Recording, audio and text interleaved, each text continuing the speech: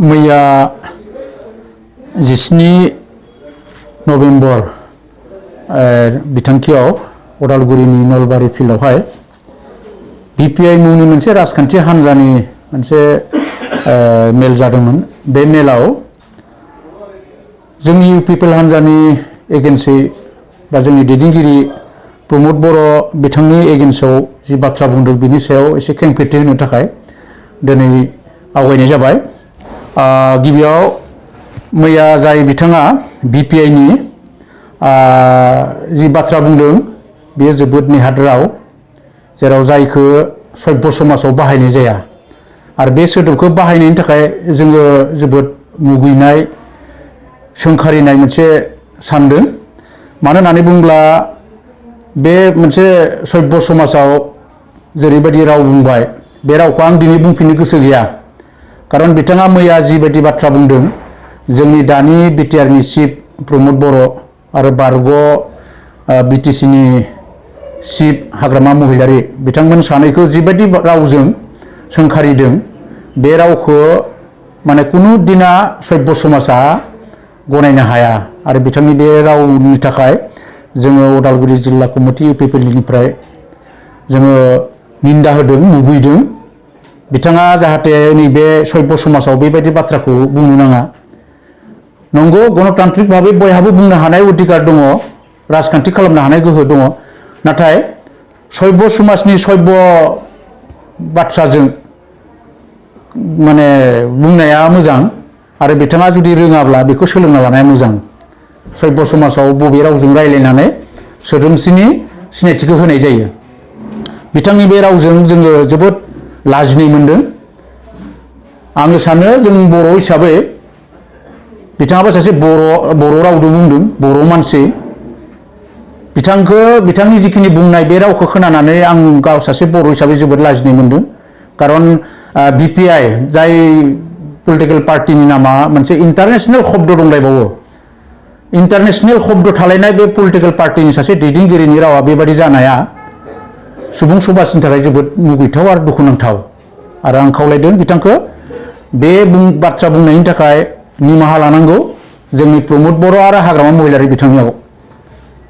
खारन बिथांनि जे बुंनायजों जोङो सुबुं समाजखौ जोबोद लाजिफोनांनाय जादों आरो बिथाङा जुदि बे बाथ्रा बुंनायनि थाखाय जुदि निमाहा लायाब्ला बेनि थाखाय जोङो आयेननि बेबस्था लानो थाखाय जों सिन्था सरसा खालामनाय जादों।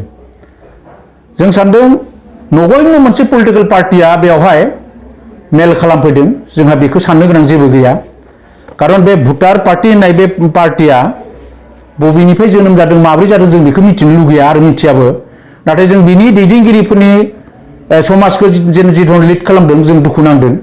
खारन गरिब गुन्द्रा मानसिफोरखौ जाय अबास्तबिक हाजो खर'आव खासेव बिदै नागिरनाय बायदि ना गोरानखौ बोदै दिहुननो नागिरनाय बायदि राव बिथांमोना बुंदों जे इसुखौ लानानै, जेराव भुटारशिप बे माबाखौ लानानै दानफायाव सासे बेक्तिया सासे भुटारा जे सरकारनिफ्राय जि मोनसे दान बान्था मोननांगौ होननाय बे बाथ्राया जोबोद मिनिथाव आरो दुखुनांथाव।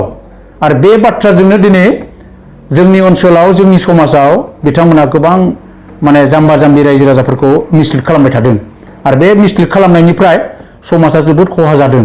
आरो बेनिखायनो आं खावलायदों बिथांमोनखौ बिनिफ्राय गोजानाव थानांगौ आरो रायजो राजाफ्राबो सांग्रां जानो थाखाय आं खावलायदों। कुनु जिबनाव कुनु दिना कुनु देशआव बेबादि साफा सुबुंनो दान बान्था होलायनो हानाय कुनु मोनसे आयेन गैया आरो बे आयेनजोंहा कुनु दिना देशआ उन्नत जाया आरो बेनिखायनो असम्भब। आरो बेनिफ्राय रायजो राजाफोरा एसे सांग्रां जानाया मोजां। आरो जों मिथिनायाव बे BPI जिथु पलिटिकेल पार्टि बे पार्टिया गरिब गुन्द्रा मानसिफोरनो दान बान्था मोनगोन होननानै मोनसे प्रलबन होनानै जिबायदि थाखा फैसा खांनानै जिबायदि सुसिदों बे जोंनि थाखाय खोब गाज्रि आरो बेनिफ्राय रायजो राजाफ्राबो एसे साबधान जानाया मोजां। बेनिफ्राय आं बुंनो नागिरदों बिथांनि मुंखौ सोरबा पबित्र बर' होननाय मिथिदों। बिथाङा फंसे बाथ्रा बुंदों, प्रमद बर'आ गामसा गाननानै नो बड'लेण्ड नो रेस्ट होननानै बुंनाय बे बाथ्राखौ बिथाङा इनसाल्ट खालामना जिबायदि बाथ्रा बुंदों, आं सानो बिथाङा कुनु बर' समाजनि जेबो अबदान गैयै मानसि।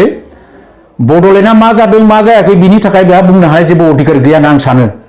खारन बड'लेण्डनि थाखाय बेहा मालाबाबो सिन्था खालामनाय गैया बे इन्टारनेशनेल मोनसे पलिटिकल पार्टियाव खामानि मावदों इन्टारनेशनेलनि खोथा सिन्था खालामदों बे जोंनि बे हारिनि जि मोनसे मोनथायनि थाखाय जि मोनसे खामानि मावदों बेयावहा बिथाङा बुंनो हानाय जेबो माबा गैया खारन गामसा गाननानै बर' हारि दानायनि बाथ्रा बुंनाया साफ्रोमबो बर'नि थाखाय मावनो गोनां खामानि खारन बर'नि हारिमुवा जाबाय गामसा गाननाय आरो गामसा गाननानै बर'नि थाखाय जि बाथ्रा बुंदों बियो थार आरो बेखौ बिथाङा बुंनाया बर' हारिनिनो हेंथा बर' हारिनिनो हेंथायै बुंनाय जादों आरो बेनिफ्रायबो बिथाङा गोजानाव थानांगौ खारन बर'नि हारिमुखौ जों दिन्थिनांगोन बर'नि हारिमुखौ जों फोथांना लाखिनांगोन आरो बेखौ दिनै प्रमद बर'आ गामसा गाननानै बड'लेण्डखौ सोमावसारबोदों आरो बेजोंनो बर' हारिनि हारिमुवा दिनै बुहुमाव सिनायजादों आरो बेनि थाखाय बेहा बुंनो हानाय जेबो अधिकार गैया बेखायनो आङो बिथांखौ खावलायदों जेब्लायबो जाहाथे बर'नि एगेन्स्टआव बुंनायनिफ्राय जाहाथे गोजानाव थायो जि बाथ्राखौ बिथाङा बुंदों बेयो जोंनि समाजनि थाखाय जोबोद खहा गोनां आरो बे बाथ्राखौ दुनाबार जाहाथे बिथाङा बुङा राजनितिक खालामनायाव जोंहा बुंनांगौ गैया बिपिआइ खालामो ना मा खालामो खालामनो हायो किन्तु बर' हारिनि हेंथायै जि बाथ्रा बुंदों बियो जों माने गनायनो हाया आरो बेनिफ्राय बिथाङा जेब्लायबो जाहाथे गोजानाव थायो आं बेखौनो बिथांखौ खावलायबाय